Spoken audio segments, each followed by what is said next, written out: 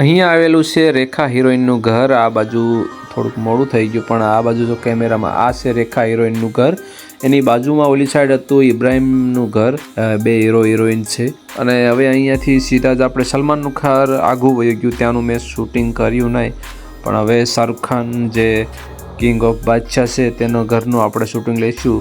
પણ તેની પહેલાં પણ આ બધા મસ્ત મસ્ત મકાન આ બાજુ આવેલા છે। ઘણા બધા હિરોઈનનું આ ઘર પણ એકદમ સુંદર છે। કોનું છે ખબર નથી પણ મસ્ત મકાન છે। અને હવે આપણે પહોંચવામાં થોડી જ વાર છે। King of Shahrukh Khan film ઇન્ડસ્ટ્રીના બાદશાહ એવા શાહરુખ ખાનના મકાન પાસે આપણે જવાનું છે। તો એના મકાનની સામે હંમેશા ભીડ રહે જ છે અને આજે પણ કદાચ એની ઘરની સામે ઘણી બધી ભીડ છે। અને હવે આપણે પહોંચવામાં આવ્યા છીએ તો જોઈ શકો છો ખાલી મન્નત સામે ફોટા પાડવામાં લાઈન લાગી ગઈ। તો આ છે શાહરુખ ખાનનો બંગલો। બંગલો ખૂબ જ મસ્ત છે, બહારથી જોવામાં ખૂબ સરસ લાગે છે અને અહીંયા મન્નત સામે બહુ જો તમે લાઈન કેટલી બધી લાગેલી છે એક ફોટો પડાવવા માટે। ચાલો આપણે રોડ ક્રોસ કરી ઓલી સાઈડ જઈ અને તમને આખો બંગલો હું બતાવું દૂરથી। તો આમાં કંઈક રિપેરિંગ કામ ચાલુ લાગે છે એટલે આડા પડદા બાંધી દીધા છે। એટલે આ છે શાહરુખ ખાનનો બંગલો અને આ જાળી રહીને આ ખૂણામાંથી શાહરુખ ખાન આવે, બર્થડે હોય ત્યારે આવે, બધાને હેલો બાય બાય કરે। શાહરુખ ખાનના ઘરે જે મન્નત લખેલી નંબર પ્લેટ રહી તેની કિંમત જ 25 લાખની આજુબાજુ છે ભાઈ। એટલે ત્યાં ફોટો પડાવવા માટે પણ આમથી લાઈન નથી લાગતી।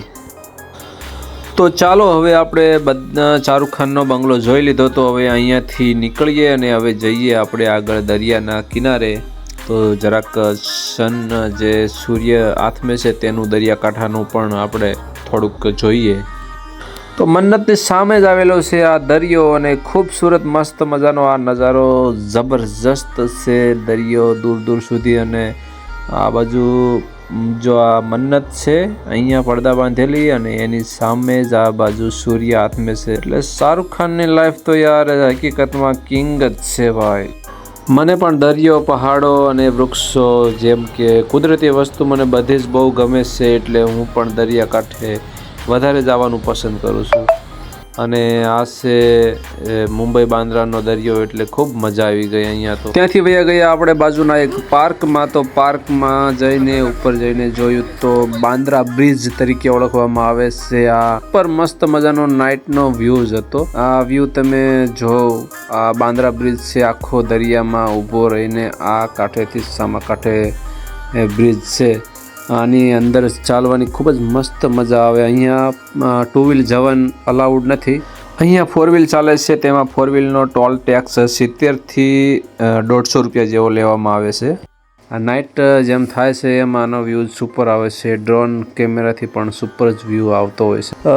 નાઇટ ખૂબ થઈ ગઈ છે, રાત્રિ થવા માંડી છે અને હવે અમે પણ અહીંયાથી ઘર બાજુ જઈશું। તો ચાલો રાત ઘણી થઈ ગઈ છે, આજ માટે તો ઘણું બધું થઈ ગયું। ખૂબ રખડ્યા, ખૂબ ફર્યા અને હવે ઘર તરફ અમારી બસ જાય છે। રસ્તામાં તમને મોટી મોટી બિલ્ડિંગો બતાવીશું અને રાત્રિના વ્યૂ બતાવશું। તો ચાલો મિત્રો સાથે હવે ઘર તરફ નીકળી પડ્યા છીએ અને તમને આજનો મારો વ્લોગ કેવો લાગ્યો તે અવશ્ય જણાવજો, કેમ કે તમારા લાઈક, કોમેન્ટ અને શેર મને નવા વિડીયો બનાવવાનું આગળ વધવા માટે પ્રોત્સાહન આપે છે। તે માટે તમે મને લાઈક, શેર અને સબસ્ક્રાઈબ કરવાનું ભૂલશો નહીં અને આગળ વધવા માટે સપોર્ટ કરતા રહેજો। Thank you for watching. ફરી મળશું નવા વિડીયોમાં નવા વ્લોગ સાથે।